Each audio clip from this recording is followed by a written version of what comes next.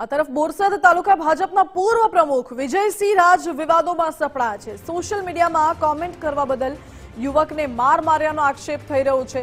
નિસરાયા ગામના પ્રકાશ ઠાકોર નામના યુવક પર હુમલાનો આરોપ લાગી રહ્યો છે। ભાજપ નેતાનો ધમકીભર્યો ઓડિયો સોશિયલ મીડિયામાં વાયરલ થઈ રહ્યો છે।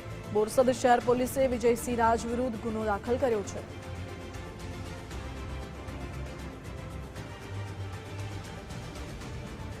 ભાજપના પૂર્વ પ્રમુખ પર हाल तो आक्षेप થઈ રહ્યા છે। तेरा गांव माटे कोई प्रॉब्लम है तने कौन है तने यार प्रॉब्लम तो तू आ બધું લખલખ કરું છું કયા ગામ બાબતે મેં લખ્યું બતાવો મને હે વંચાવ વાંચો ને તમે મારા કહેવાથી દશરથભાઈએ ચાવી આપી દીધી આ બેઠા પૂછે તાર કહેવાય આવી છે દશરથભાઈ કયું હું કહું દશરથભાઈ ये मारा शिक्षक क्या પુસ્તક ના ये આપણે તમ કેવા બોલ હવે હું પર એવું મેં નથી અને તમે કહેતા હતા ને મને અહીં બધા વચ્ચે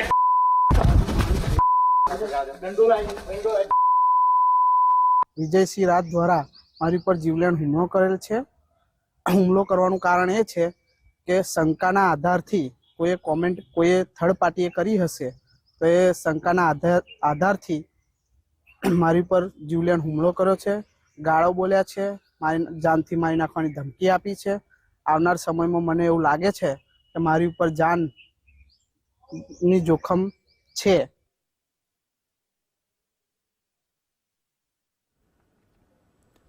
તો એક યુવકે સોશિયલ મીડિયામાં વિડીયો બનાવ્યો છે અને કહ્યું છે કે મારા જીવને જોખમ છે।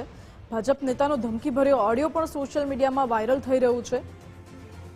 નિસરાયા ગામના પ્રકાશ ઠાકોર નામના યુવક પર હુમલો કર્યો હોય ભાજપના નેતાએ તેવો આરોપ લાગી રહ્યો છે।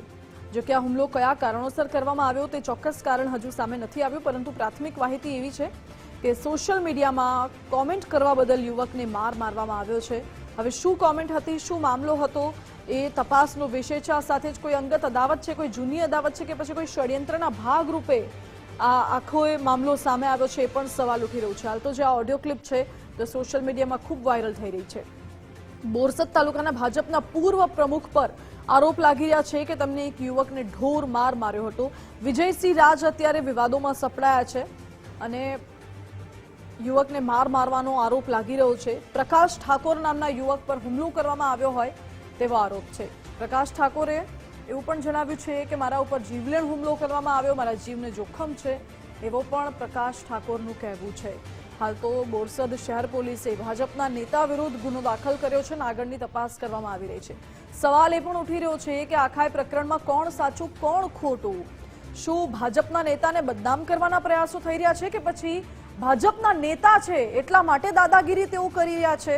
આ પ્રકારના પણ સવાલ ઉઠી રહ્યા છે। એક સિક્કાની બે બાજુ હોય, આમાં પણ બંને તરફી સવાલ ઉઠી રહ્યા છે। જો કે પોલીસ તપાસ બાદ સ્પષ્ટ થશે કે શું છે આખો મામલો।